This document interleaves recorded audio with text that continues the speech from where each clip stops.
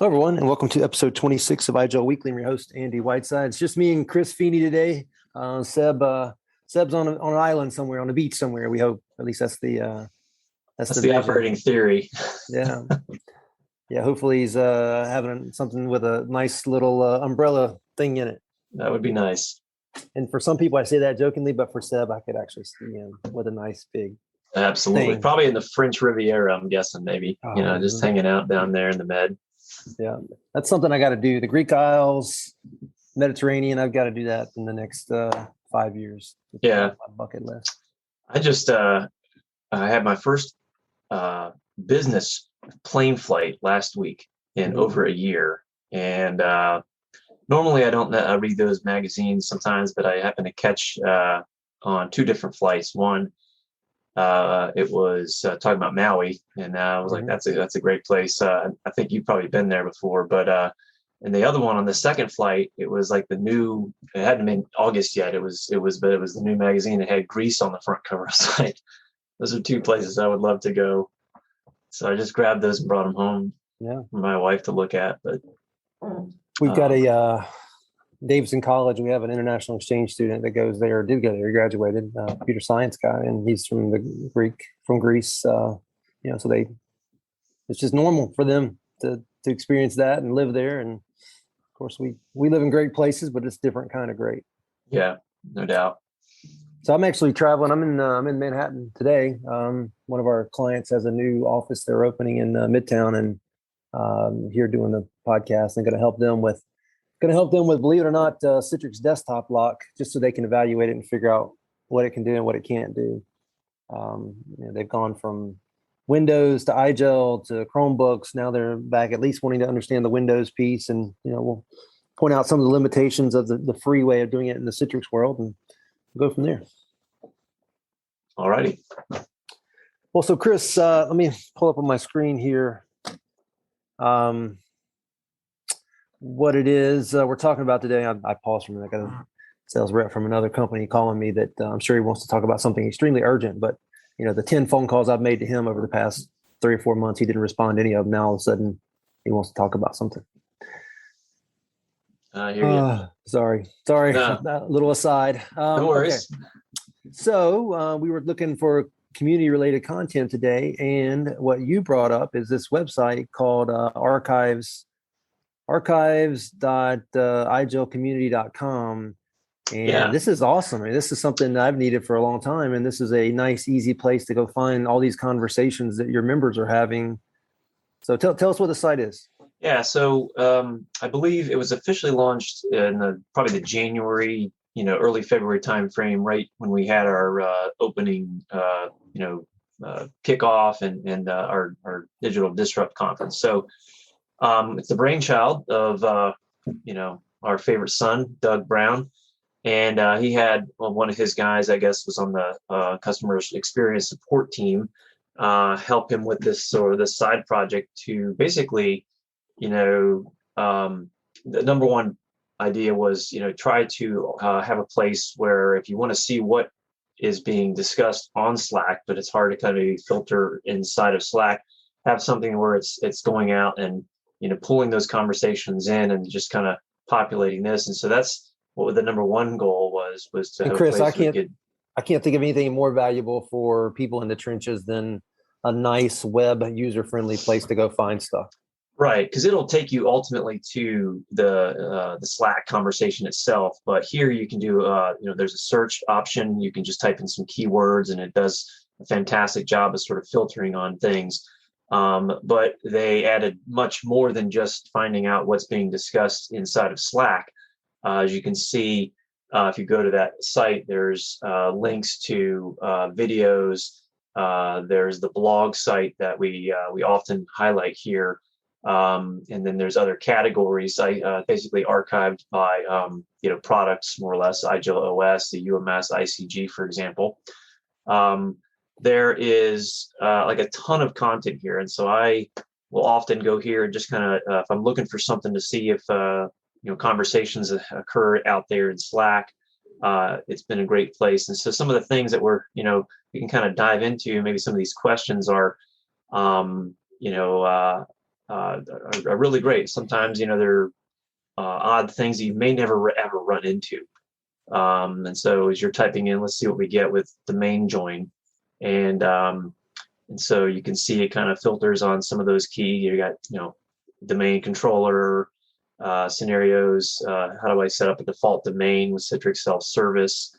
There's a domain, on the ICG certificate domain. How do I handle that, for example?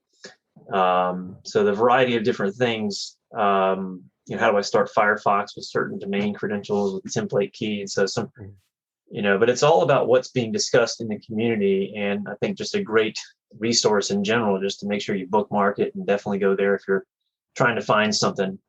Chances are you'll find a really good piece of information. So Chris, this is good for me because, first of all, as a technical guy who leads or interacts with a lot of other technical guys, just having a repository and, this website kind of does what I like to think I do in the real world, which is listen to people having conversations and then try to take those conversations and hook them together with each other. One of my biggest frustrations in my career is, seeing two people struggling with the same issue, but not able to talk to each other about it and not even looking for each other to talk about it.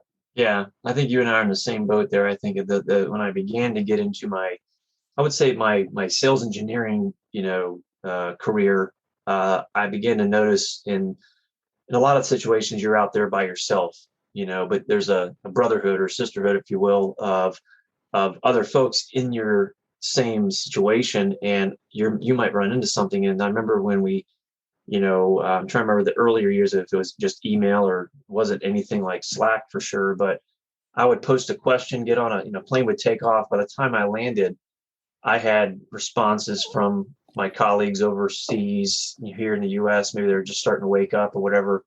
And somebody that week or the week before had just dealt with that same exact situation. Now I had a solution to go solve that problem. And that was just awesome. But trying to pull this type of information together, like how do you this knowledge that people have? And so early on, it just came to me that, any success, and I know Doug Brown certainly talks a lot about this, is sharing. I've learned that if I run into something, chances are there's probably somebody out there right now or this week or next week is going to run into the same exact situation. Mm-hmm. And sharing that information, because it makes no good to just hold it to myself, and just this mentality of like, if I run across something, I solved a problem, share it. And now we use Teams internal. We have topics and we can post questions or solutions or whatever. But it's great to see that collaboration. But it also, when you see people not realizing that, they're not the only ones that probably ran into this before.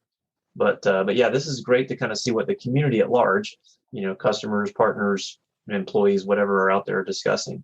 So here's another angle too. I mean, we work in a world of information technology where most people are not super open about sharing, and sometimes it's just humility, and they don't want to, act like they're the smartest guy in the room all the time. So they don't put stuff out there. But this makes it easier, right? This just takes conversations that are happening anyway and make those available to people who need them, so that the people who are having the conversations don't have to make that extra step, put themselves out there intentionally. It's all part of the community, kind of organically helping each other. Yeah. Well, that's a great point. I mean, just right before we started, I was thinking, I've lately been sort of testing out a connection to my laptop, just do an RDP connection just to see like, hey, what can I use after I make that connection? Can I use my microphone, my video, that type of thing. Right. Mm-hmm. And I was initially, when I started, I was having some trouble trying to get that connection right. It was giving me some kind of error message, and I knew my credentials were right. So I just poking around, I made a setting change, and now I'm no issues getting in. But I am now trying to figure out what's doable. I can apparently the camera works, but the microphone doesn't, right? So not really that urgent, but it's one of these things where I was like, I just post it out in the community and see what kind of response I get. Mm-hmm. I haven't done that yet, but the idea just to kind of see, but also not feel like, well, I'm an IGEL employee, I should know everything. That's a bunch of crap.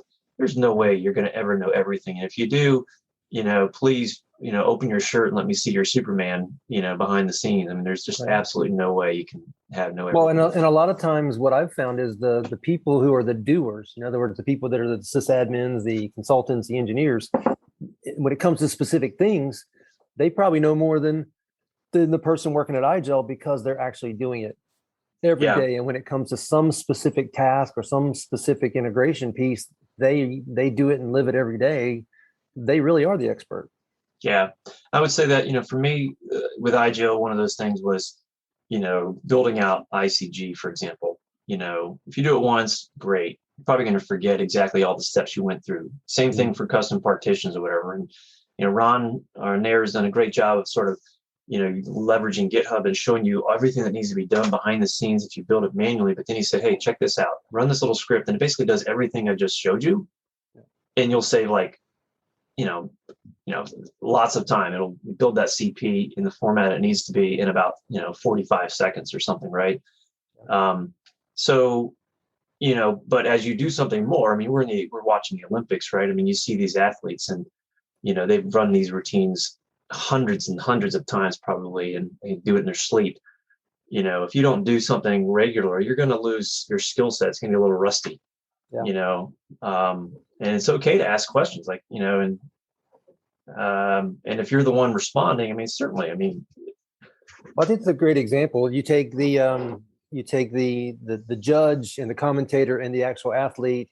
They go and they do 5 flips, and you're like, oh, that was amazing, and the commentator's like, oh, that's so disappointing. I'm like, what are you talking about? Well, they were supposed to do 6 flips. Oh, well, I wouldn't have known any different. Thank you. Exactly. Yeah. I mean, you could they're spotting these things, like they just know, like the other day, somebody was doing the vault, and they could tell that right before they went to do their flipping stuff, their feet got a little, like their cadence was off, and it messed up, and they had to end up with a much more simple vault. Now, simple for us looked very challenging. I mean, it was like it was like 4 or 5 flips or something, right? But when it could have been, maybe 10 or something, right? Just, obviously stupid example, but they're able to spot that stuff. But I think, like anything, it's a skill set, right? I mean, practice. I mean, I've still, retained knowledge from my days and, at a prior company, and I'm often asked for that, and I'm happy and willing to share,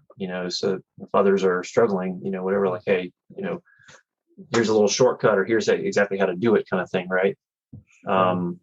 But yeah. Hey, so Chris, let's put the site to the test. Give me just one topic that you've recently run into somewhere in your travels. We'll plug it in here and see if we get a positive result. It's a great question. Let's see here. And I do want to highlight the search function is at the bottom of the page, which kind of freaked me out for a second. I was like, this is great, but there's no search. It's at the very bottom. Yeah, I want to say that was recently moved. But give me one topic you've run into. Let's see if we hit a positive. Let's type in certificates. Okay, that's pretty vague. Anything specific? Let's just see what kind of hit we get with that. I'm dialing in specifically to ICG. Let's see. How to import device certificates to the Google Chrome browser. That's probably a very, very, very, very, very common one. I have not, some of these I have not actually dealt with before, but let's see here. IGEL ICG less encrypt. Yeah, let's go with that one. So pretty close. We'll blame you because that was a pretty vague search, but yeah. So obviously, one of the things, there's this particular Slack conversation references a KB article, and so I actually recently was setting up one. My buddy Jeff Kahlberg, he actually had gone out and has a wildcard cert that expires, not every month or something like that, but it goes a certain time. We're going to have to actually renew it here coming up. But we went through the exercise of setting up ICG and importing the root CA and the sign cert and all that stuff. And then once we had all that squared away, using that when we installed ICG itself on the Linux server. So, but if you've never been through that and you're just trying to get a sense of, hey, where are all the details on this? you can do ICG certificate or something like that, and obviously you get a really nice conversation, and you can go right to the Slack conversation itself if you need to. But this is, we cover this topic in the IGEL. There's an IcePack ICG course in IGEL Academy, and it kind of goes you through step by step on this type of thing. But the key thing, obviously, if you're doing a wildcard cert is, you could either do one of two things, right? You could do, just the asterisk dot whatever domain. You could do that plus, each of the ICG servers, the host names themselves. So it kind of covers all your bases, right? If you're going to be using that. So there's some tips in here about, doing that. But at the end of the day, what does this really come to? Well, when you're setting up IGEL and you're connecting into ICG, if you're using a cert that's been trusted by the root CAs that are already built into IGEL, the user's not going to get prompted for that fingerprint ID, right? Usually there's, which is the guidance, right? Exactly, right. Let's choose something that's trusted. However, we know sometimes people work in places where they're told to use something else. Yeah, and so obviously the UMS can generate a cert. It's not publicly trusted necessarily by the IGEL OS in the sense of, you're making a public connection there. So if you want to change that and you don't want the users to have to, figure out what's fingerprint ID to plug in if they're going in through ICG, then just swap that out with a cert, from something like Let's Encrypt or GoDaddy or, one of those XenTegra, for example, and then the onboarding of the user through the ICG agent setup is a little more streamlined. Right. So that's one.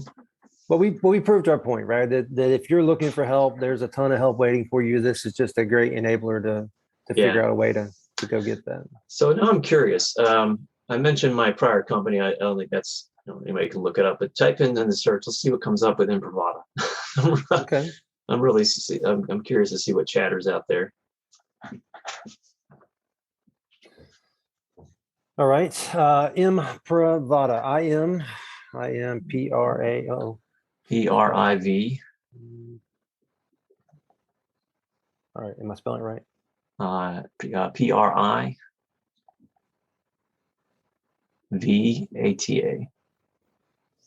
It's always been one of those I've struggled with. Experiencing login delays, launching Citrix session using Imprivata, Prove ID enabled, or using Citrix storefront. Yeah, that's a common one. What do we got here? Workaround Imprivata refreshes that required downtime. Won't tap out.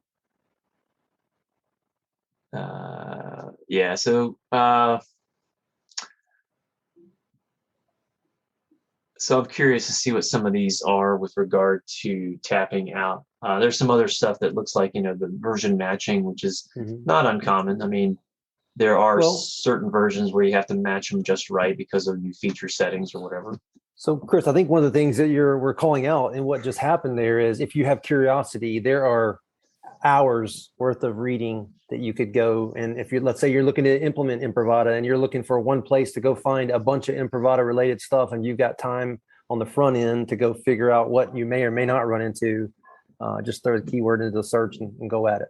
Yeah, and this is really great because this archiving of these conversations is happening. If I'm not mistaken, talking to Doug Brown, it's some kind of bot or whatever it's doing, some kind of automation piece. So it's really nice, and it really captures that. But the way, what's that? You notice what I just did there? I took the screen away from you so you would stop wanting to look up stuff. Yeah. Well, I think we've proven the point that if you're not familiar with archives at igelcommunity.com, you should definitely go and check it out. It's a great resource. And there's other links to other stuff we didn't even touch on. Yeah. Some of the videos that Seb does, they do these tech tips, Tuesdays, the blogs. Right? Yeah, Tech Tip Tuesdays, as well as, maybe monthly meetups. There's the IGEL community blogs and things. So plenty of stuff there to peruse. And I think that actually gets to one of the points here is, let's say I'm a consultant and I've got 50 products I'm supposed to know pretty well. 5 or 6 I'm supposed to be an expert in, IGEL being one of those. this and the stuff they're doing on the community side is how you go and keep up or have a hope of keeping up. Truth is, you're never going to keep up. Like you pointed out a while ago, nobody's Superman, doesn't exist. There are people that are, able to focus a lot of their time on IGEL, and that's great. But for somebody who's doing a whole bunch of different technologies, you could consume your work day and your life day all at the same time. And if you're like me and married with kids, at some point you can't, right? You can't do that anymore. You got to find. I literally sometimes travel, and when I travel, that's the only time I come close to getting caught up on just email alone, much less going out and enabling myself to learn more. Yeah, no, it is great. To have a resource like this. I don't know what the equivalent is for maybe a Citrix or VMware or Nutanix or some of those other ones that you guys. But what's nice also is Doug Brown has recently, it's probably been posted out there on LinkedIn, but he's now been moved into a role where he's taking all of this stuff, knowledge and everything that's out there in the community, as well as what's on our knowledge base, and they're bringing it all together. Internally, we've launched ServiceNow, so we're beginning to leverage that platform. So that'll be the future of this type of information. I'm very excited to see what comes out of it. Just seeing what they've done with our internal support case system now running on ServiceNow, it's light years ahead of what we had. I'll just say that. So, yeah, the big ServiceNow topic. That's there's so much opportunity to help go and integrate and improve and optimize. I think my comment to you on this is, I've got a 19-year-old son. He's going to get into technology in some type of engineer / consulting / admin role, I'm sure. The good news is he got so many tools that we didn't have. Just simply the idea that you could virtualize a test system and take a snapshot, blow it up, and then revert it back to the snapshot. I used to stay up all night installing operating system just so I could break it. And then, 6 o'clock in the morning, I break it, go sleep for an hour and get up, go to work. That's huge. But then stuff is great is what we're talking about here, where it's just these communities where all this stuff's available to you collaboratively. The flip side of that, though, is there's so much stuff. What do you focus on?